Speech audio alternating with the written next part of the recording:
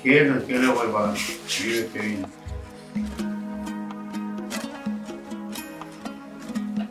Сен мұны қамшының бір жақсыға ұстап жіберіне.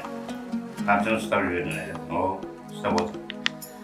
Бұл қамшыны қалай үйренетінін білесің бе? Бұл қамшыны сиырдың жақсы иленген терісінен істейді. Терісін таспаға тілеп істейді. Мына сияқты таспа деген мынау не? Мына таспа дейді, осы сияқты. Жіңішкелейіп, тілгенде бұны 3 таспадан 40 таспаға дейін тіледі. Бұл қамшының немесе көп. Әдеби жағынан мұны үйге кіргенде бұл қамшыны бүктеп ұстап кіру көреді. Екі бүктеп. Қамшыны салбарат ұстауы болмады. Ол жамандық белгісі болады. Түсіндің бе? Бұл қамшының түрлері болып тұрады. Тоғыл ұстақты қамшы болады. Бей ұстақты қамшылар болады. Содан кейін шашақты қамшы дейді. Үйір қамшы дейді ұстады. Үрі қамшы дейді. Ұзын қамшы дейді. Қала қамшы дейді. Қамшылар әдеміздің саны көп. Мұның 8 таспадан өрілген 4 түрлі қамшы.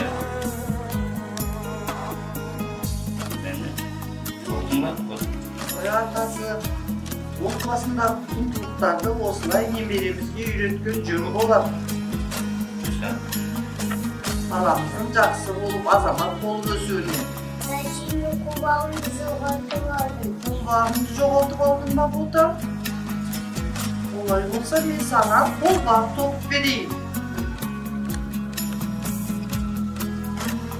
Қолбақты сендер ойлайсыңдар дүкеннен ғана алуға болады. Қолбақты қолдарында тоқуымызға болады. Немереме түсіндірейін. Ол үшін бізге қойдың таза жүні керек. Осы қойдың таза жүнін жуып тазалап аламыздар. Түрлі түсті бояуларға бояймыз. Жүнді мына сияқты өзінің құралы бар. Осы құралына сап шүйделеп майдалап аламыз. Шүйделеп майдалап алған жүнімізді ұршыққа салып иіреміз. Отырсың ба отыр, бер қарап отыр. Осы ерге ұршыққа еріп алған жібімізді, дайын болған жібімізді нәскей қолбақ тоқуға болады. Сол қолбақты мен саған үйретейін. Үйренгің келе ме? Үйренгің келсе мен саған үйретейін. Қане? Екі бізді ұстап отыр. Ыңғайлы болу үшін олай ұстамаймыз. Жеңіл қатты қыспаймыз. Мына жақ қолды ұстаймыз.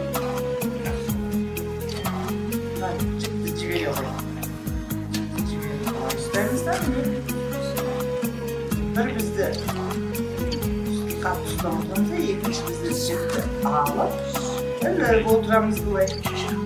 Оңай ма екен бодар? Оңай екен. Үйренгің келе ме? Онда үйренгенсе мен саған қолбақ тоқуды үйретемін. Мен саған әдейі арнап қолбақ тоқып қойғам. Сол қолбағымды мен саған сыйға тартайын. Осы уақытында тағы да қолбақ тоқу үйренеміз. Олай болса, іңкәр сен маған көмектесіп жет, атаңа чай берейік, дастархан жасайық.